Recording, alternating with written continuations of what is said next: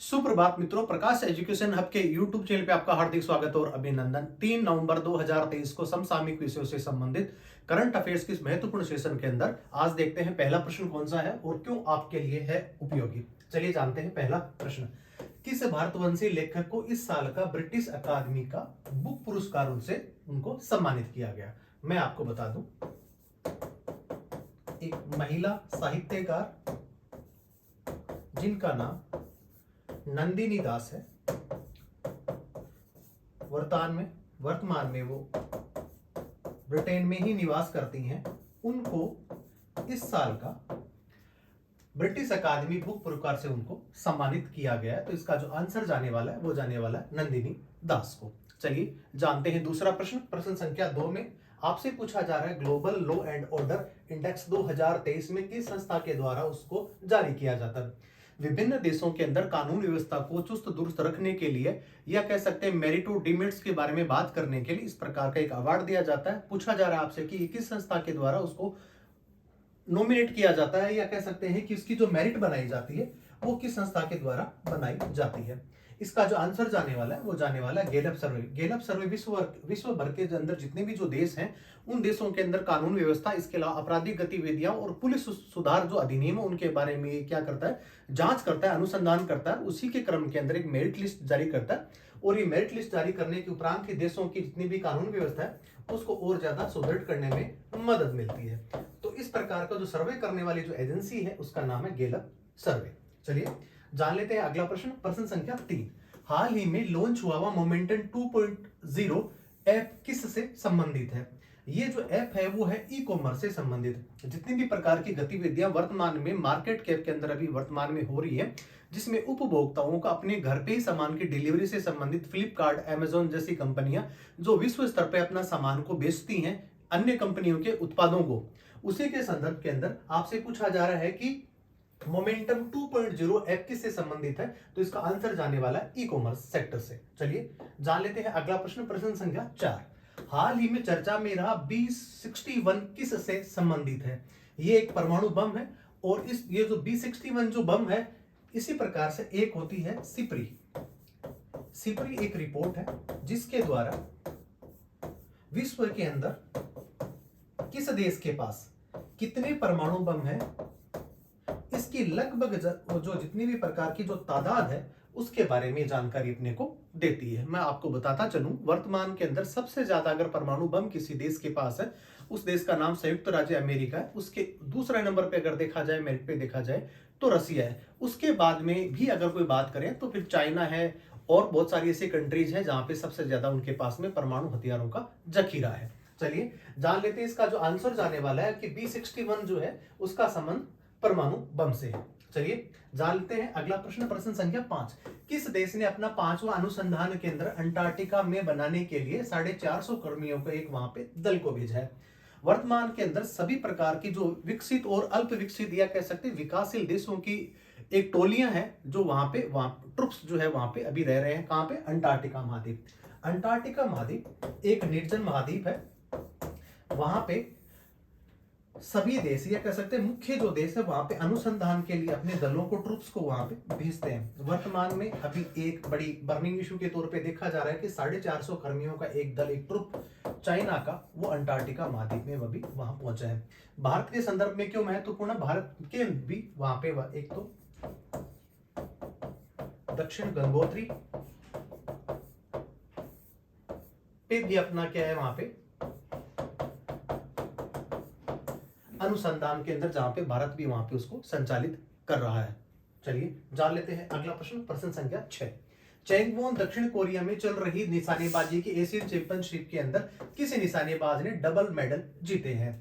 एक जिनका नाम है ऐश्वर्य प्रताप सिंह तोमर। इन्होंने 10 मीटर राइफल के अंदर, हालांकि उनका जो रिकॉर्ड है उसके अंदर उन्होंने एशियन गेम्स के अंदर भी पदक जीते हैं, लेकिन वर्तमान में दक्षिणी कोरिया के अंदर चलने वाली एक एशियन चैंपियनशिप की जो कैटेगरी है जिसमें निशानेबाजी के अंदर भी उन्होंने डबल मेडल्स को जीता है, उनका जो नाम है वो है ऐश्वर्य प्रताप सिंह तोमर। चलिए जान लेते हैं अगला प्रश्न। प्रश्न संख्या 7। कौन सा गेंदबाज वनडे क्रिकेट में नंबर 1 गेंदबाज बना है?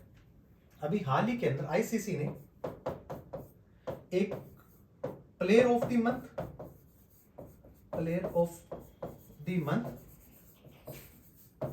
जिसमें बैट्समैन भी होता है और साथ में बॉलर्स भी होते हैं। कैटेगरी पुरुष और महिलाओं की दोनों की होती है। पिछला पुरुष का जो खिताब जिसको दिया गया था एज ए बैट्समैन, वो दिया गया था भारतीय क्रिकेटर है जिनका नाम शुभमन गिल है। इसके अलावा अगर महिलाओं की बात करें तो चमारी डी सिल्वा, चमारी अट्टापट्टू श्रीलंका क्रिकेट टीम की कैप्टन है, उनको पिछले महीने का अवार्ड से उनको दिया गया था। इस बार का सवाल पूछा जा रहा है कि अभी वर्तमान के अंदर जो अभी कह सकते हैं कौन सा गेंदबाज वनडे क्रिकेट के अंदर नंबर 1 बना है, तो इनका जो नाम है वो जाने वाला है शाहीन अफरीदी। पाक बॉलर है ये। दूसरा, उन्होंने हाल ही के अंदर जो वर्तमान में वर्ल्ड कप अभी जो खेला जा रहा है भारतवर्ष के अंदर जो खेला जा रहा है, उसके अंदर सबसे कम मैचों के अंदर 100 विकेट लेने का, सबसे कम मैचों के अंदर 100 विकेट अगर लिए हैं तो वो इन्होंने लिए हैं शाहीन अफरीदी ने। इससे पहले ये रिकॉर्ड किसके पास में था, तो मिचेल स्टोक एक ऑस्ट्रेलियाई बॉलर है, उनके नाम ये रिकॉर्ड था। लेकिन इस रिकॉर्ड को तोड़ने का काम किया है पाकिस्तानी बॉलर जो फास्ट बॉलर है शाहीन अफरीदी ने। चलिए जान लेते हैं अगला प्रश्न, प्रश्न संख्या 8। भारत का प्रथम एवं एकमात्र लेवेंडर फार्म किस राज्य अथवा केंद्र शासित प्रदेश में स्थापित किया गया है? उस राज्य का नाम है जे.एंड.के के अंदर लेवेंडर फार्म का पहला फार्म कह सकते हैं कि पूरे जो अपना जो पूरा भारतवर्ष है उसका पहला लेवेंडर फार्म अगर कहीं पे भी स्थापित किया गया है वो किया गया जम्मू एंड कश्मीर में। चलिए जान लेते हैं अगला प्रश्न, प्रश्न संख्या 9। लॉन्ग रेंज वायु रक्षा प्रणाली के लिए डीआरडीओ द्वारा कौन सा प्रोजेक्ट लॉन्च किया गया है? मैं आपको बताऊं, S-400 एक मिसाइल टेक्नोलॉजी है जिसको हमने आयात किया है कहां से, रूस से। लेकिन जीवन पर्यंत कोई भी भारत या कोई भी देश हमेशा आयात ही थोड़ी करता रहेगा। और भारत के संदर्भ में अगर देखा जाए तो भारत अभी आजकल स्वदेशी निर्मित जितने भी रक्षा आयुध या उपकरणों का निर्यात और अभी जो निर्यात तो कर ही रहा है, इसके साथ साथ में यहाँ पे उनको बना भी रहा है। उसी के क्रम के अंदर भारत ने भी वर्तमान में डीआरडीओ के द्वारा एक प्रोजेक्ट को जो लॉन्च किया गया, उस प्रोजेक्ट का नाम है कुश। इस प्रोजेक्ट के माध्यम से आप मिसाइल किसकी, S-400 टाइप की जो मिसाइल हमने अभी कहां से लिया, रसिया ने लिया, उसी टाइप की उसी किस्म की मिसाइल भारत भी अपने यहाँ पे डीआरडीओ के सहयोग से इसको बनाएगा। अभी बात कर रहे हैं कि जहां पर अभी हमास और इजराइल के मध्य युद्ध चल रहा है, जहां पे आयरन डोम एक सिस्टम है और ये अभी इजराइल के पास में है। अगर पड़ोसी या किसी एनिमी कंट्री के द्वारा किसी भी प्रकार की अगर मिसाइल को वहां से अगर प्रक्षेपित किया जाता है तो आयरन डोम के द्वारा उसको वहीं पे उस सीमा पार ही उसको वहीं पे नष्ट कर दिया जाता है। तो इसी के संदर्भ के अंदर भारत भी ऐसी एक रक्षा टेक्नोलॉजी को इजाद करने की कोशिश में जुटा हुआ है और उसी के क्रम के अंदर प्रोजेक्ट लॉन्च किया गया। उस प्रोजेक्ट का नाम है प्रोजेक्ट कुश, जिसके द्वारा इस प्रकार की जो अत्याधुनिक मिसाइल की जो टेक्नोलॉजी है उसके माध्यम से भारत भी अपनी क्षमताओं को और ज्यादा बढ़ाने वाला है। चलिए जान लेते हैं अगला प्रश्न, प्रश्न संख्या 10। किस संस्था द्वारा विजन इंडिया 2047 का प्लान तैयार किया गया है? जिस प्रकार योजना आयोग 5 साल की एक प्लानिंग बनाता था, 2015 के अंदर योजना आयोग को प्रतिस्थापित करके नीति आयोग ने उसकी जगह ले ली है। हम सब लोग जानते हैं इससे पहले, और इसके जो अध्यक्ष होते हैं वो प्रधानमंत्री स्वतः ही हो जाते हैं। किसी भी पार्टी का या कोई भी प्रधानमंत्री जब राष्ट्रीय राजनीति में आता है या कह सकते हैं भारत का प्रधानमंत्री बनता है तो नीति आयोग का वो सदस्य स्वतः ही बन जाता है, उसका अध्यक्ष बन जाता है। इसी के क्रम से आपसे सवाल पूछा जा रहा है कि विजन इंडिया 2047 जो है उसका प्लान किसने तैयार किया है? तो इसका प्लान किया है नीति आयोग ने तैयार किया है। चलिए जान लेते हैं अगला प्रश्न, प्रश्न संख्या 11। भारत के किन 2 शहरों में यूनेस्को के साहित्य एवं संगीत के लिए कलात्मक शहर की लिस्ट में शामिल किया गया है? इनका नाम है, केरल का ही एक शहर है जिसका नाम है कोझिकोड, और ये केरल का है। और दूसरा एक शहर है वो है एमपी का, मध्य प्रदेश का, जिसका नाम है ग्वालियर। इन दोनों शहरों को कलात्मक साहित्य संगीत के लिए शहर की लिस्ट में उनको किया गया, नॉमिनेट किया गया। तो इसका जो आंसर जाने वाला है वो जाने वाला है कोझिकोड और ग्वालियर। चलिए जानते हैं अगला प्रश्न, प्रश्न संख्या 12। उपभोक्ता विश्वास सर्वेक्षण कंज्यूमर कॉन्फिडेंस सर्वे किस संस्था के द्वारा जारी किया जाता है? इसका जो आंसर जाने वाला है वो जाने वाला है जिसको मौद्रिक नीति कौन बनाता है? मौद्रिक नीति भारत की कौन बनाता है? आरबीआई बनाता है। तो मौद्रिक नीति का जो परिचालन करता है वो करता है आरबीआई। सरकार के बैंकर के रूप में भी आरबीआई काम करता है, सरकार के चेकर के रूप में भी कार्य करता है, मौद्रिक नीति बनाता है। इसके अलावा विदेशी मुद्रा का जो भंडार है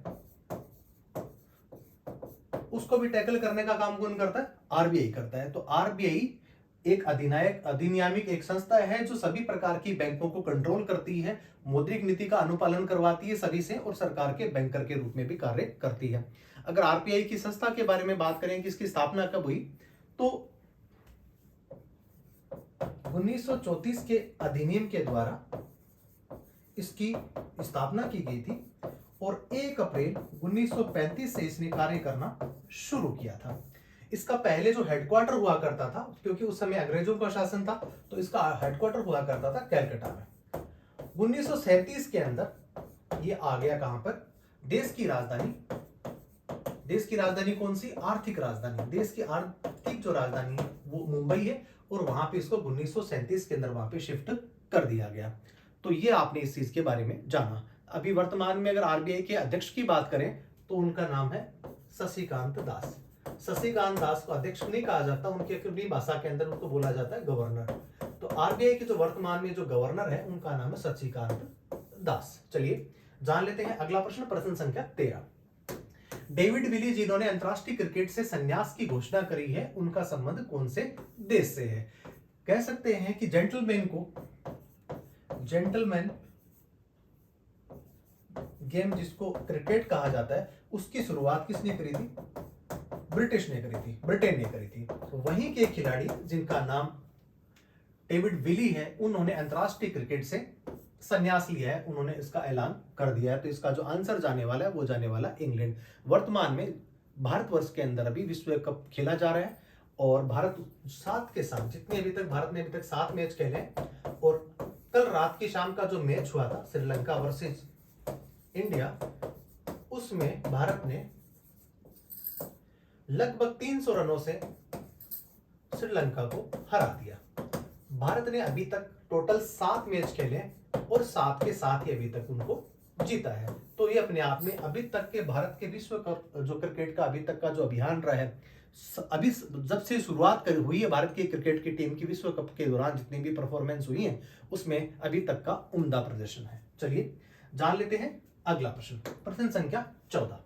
हाल ही में क्रिकेट से जुड़े बेसबॉल शब्द को किस डिक्शनरी में जोड़ा गया है? बेसबॉल का हम उपयोग यह कह सकते हैं, उसकी सुनाई अभी उसकी जो वर्ड की जो सुनाई है या इसके जो अपन देख पा रहे हैं कि बेसबॉल जो है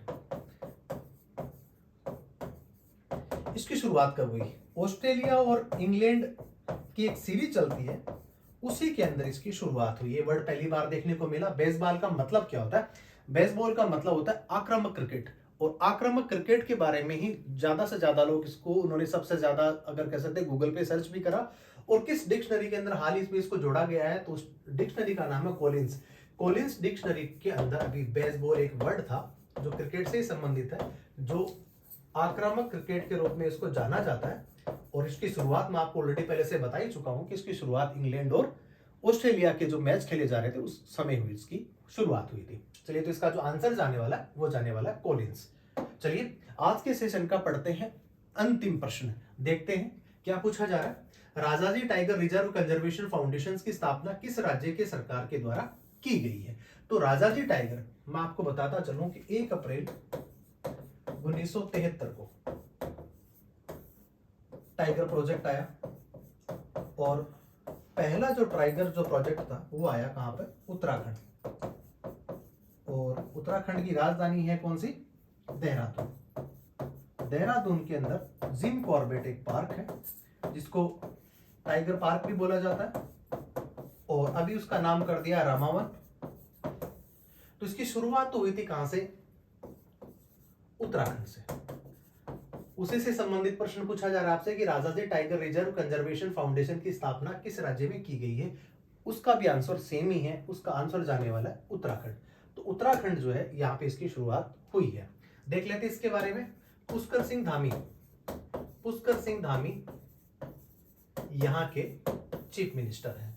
इसकी सीमाएं कहाँ कहाँ लगती हैं? इसकी सीमाएं जो है वो एक तो नेपाल के साथ में भी लगती है और इसके साथ में किसके साथ लगती है? चाइना के साथ में भी लगती है।